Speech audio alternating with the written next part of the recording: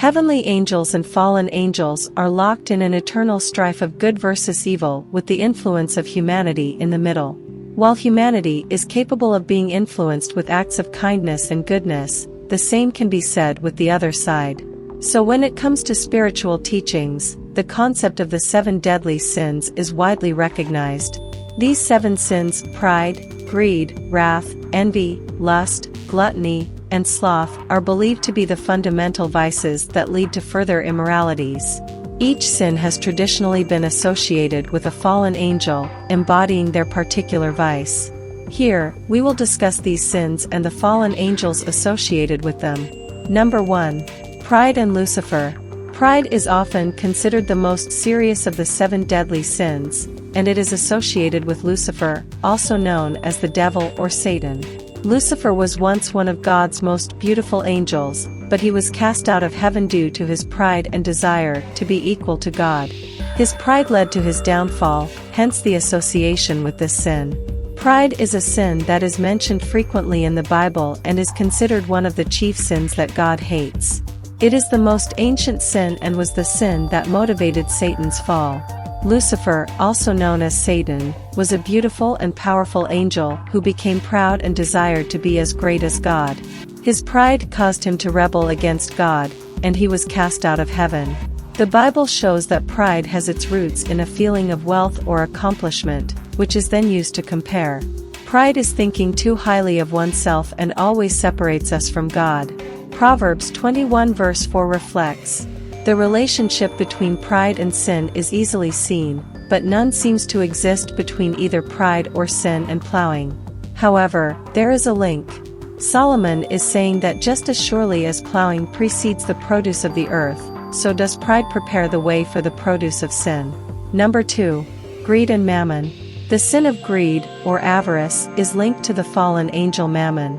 In the New Testament of the Bible, Mammon is often associated with the materialistic worship of money and possessions. The sin of greed refers to the excessive desire and pursuit of wealth and power. Matthew 6 verse 24 says, "No one can serve 2 masters, for either he will hate the one and love the other, or he will stand by and be devoted to the one and despise and be against the other." You cannot serve God and Mammon. Mammon is a term that is mentioned twice in the New Testament of the Bible and is commonly thought to mean money, material wealth, or any entity that promises wealth, and is associated with the greedy pursuit of gain. The word mammon comes from an Aramaic word that refers to the desire to pursue wealth as a primary purpose or goal. The spirit of mammon is a spirit of Satan who tries to seduce us by getting us to put money before God. Greed has stopped many Christians from fulfilling God's will for their life, and the spirit of mammon is a threat to Christian wealth builders. The goal of building wealth should not be to trust in wealth and let money dictate your decisions, but to further God's plans and purposes. Worship of mammon can show up in many ways, such as envying others' wealth, being anxious over potentially unmet needs, disobeying God's directives about the use of wealth, or failing to trust God's love and faithfulness. The Apostle Paul writes that the love of money is a root of all kinds of evil, and some people, eager for money, have wandered from the faith and pierced themselves with many griefs. Number 3. Wrath and Satan. Satan is associated with the sin of wrath, which represents uncontrolled feelings of anger, rage, and even hatred. Wrath can manifest in different ways, including impatience, revenge, and self-destructive behavior.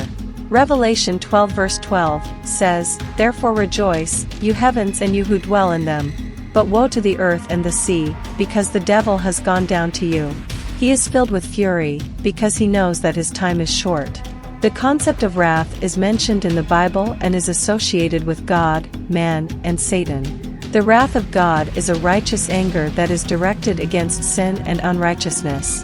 The wrath of man is the anger that people feel towards others, and it is often motivated by envy, jealousy, or revenge.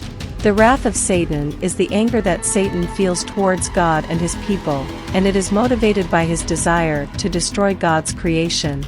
The Bible describes Satan as God's left hand of wrath, his angry voice.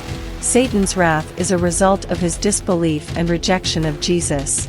The book of Revelation describes Satan's great wrath against all the inhabitants of the earth. The wrath of Satan is horrendous, tragic, and difficult to endure. However, the wrath of Satan will pale in comparison to the wrath of God, which will be poured out on those who follow after Satan and his designs. The Bible teaches that we should not fear the evil one but revere and honor God who has overcome the evil one. Number 4. Envy and Leviathan. The sin of envy is linked to the fallen angel Leviathan. In biblical usage, Leviathan is often seen as a demon associated with envy, jealousy, and covetousness. Envy represents a desire for others' traits, status, abilities, or situation. In the Old Testament, Leviathan appears in Psalm 74 verse 14 as a multi-headed sea serpent that is killed by God and given as food to the Hebrews in the wilderness. In Isaiah 27 verse 1, Leviathan is a serpent and a symbol of Israel's enemies, who will be slain by God. Leviathan is a sea serpent that is mentioned in several books of the Hebrew Bible, including Job, Psalms, Isaiah, Amos, and Jonah. In Christian theology, Leviathan is identified with the demon of the deadly sin of envy. According to Ophite diagrams, Leviathan encapsulates the space of the material world. Leviathan is one of Lucifer's arms and one of the faces of the devil in Christianity. Envy is one of Leviathan's main traits, and he is disdainful of anyone who has more than him. Envy is a destructive force that consumes and distorts the soul, leading to negative emotions and actions. The connection between Leviathan and envy arises from the idea that both share characteristics of power, dominance, and a sense of invincibility. The fear of losing and being left behind results in jealousy, which can generate into envy. Envy is like a droplet of water that, when left undealt, evolves into an ocean. The demon of envy is a serpent-like creature that devours the ungrateful hearts of people. Number 5. Lust and Asmodeus. Asmodeus, a king of demons in Jewish and Christian mythology, is associated with the sin of lust. Lust is typically associated with intense or uncontrolled sexual desires, but it can also relate to an overwhelming desire or craving for anything. In the Book of Tobit 6:13, the Asmodeus of the Book of Tobit is hostile to Sarah, Raguel's daughter, and slays 7 successive husbands on their wedding nights, impeding the sexual consummation of the marriages. In the New Jerusalem Bible translation, he is described as the worst of demons. Asmodeus is a demon that is associated with the deadly sin of lust. He is considered to be one of the 7 princes of hell and is known for manipulating the sexual desires of humans. Asmodeus is a malevolent entity that is responsible for twisting people's sexual desires and leading them into sin. He is also known for blighting marriages, killing husbands, and compelling husbands into the arms of other women. Asmodeus is one of the most nefarious and notorious demons in hell's hierarchy. He is one of the 9 kings of hell and is considered to be one of the profane members of the ruling class that represents the 7 deadly sins. Asmodeus is a powerful demon who is associated with the capital sin of lust and is feared for his ability to corrupt and destroy the souls of humans. Number 6. Gluttony and Beelzebub. Beelzebub, often identified with Satan, is also associated with the sin of gluttony. In Christian demonology, Beelzebub is one of the 7 princes of hell and is often linked with the insatiable consumption or overindulgence of food or drink. The source for the name Beelzebub is in the books of 2 Kings, referring to a deity worshipped by the Philistines in the city of Ekron. The title Baal, meaning Lord in Ugaritic, was used in conjunction with a descriptive name of a specific god. Beelzebub is a demon that is associated with the deadly sin of gluttony. He is one of the 7 princes of hell and is known for his ability to manipulate people's desires and lead them into sin. 7. Sloth and Belphegor. The fallen angel Belphegor is associated with the sin of sloth. Sloth represents a lack of physical or spiritual effort, leading to failure to use one's talents and gifts. It can also signify a lack of care for others and neglect of duty. Belphegor is a demon that is associated with the deadly sin of sloth. Belphegor is one of the 7 princes of hell and is known for his ability to manipulate people's desires and lead them into sin. Belphegor was once a fallen angel who, after falling from heaven, now serves as the demon lord presiding over the sin of sloth. Belphegor's true purpose is to entice the indolent into the sin of sloth.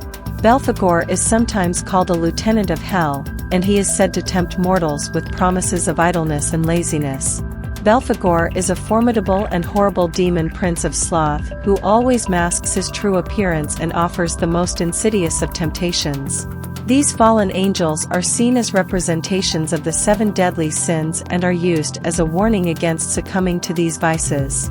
The association between these angels and sin serves as a reminder of the potential consequences of turning away from virtue and embracing sin.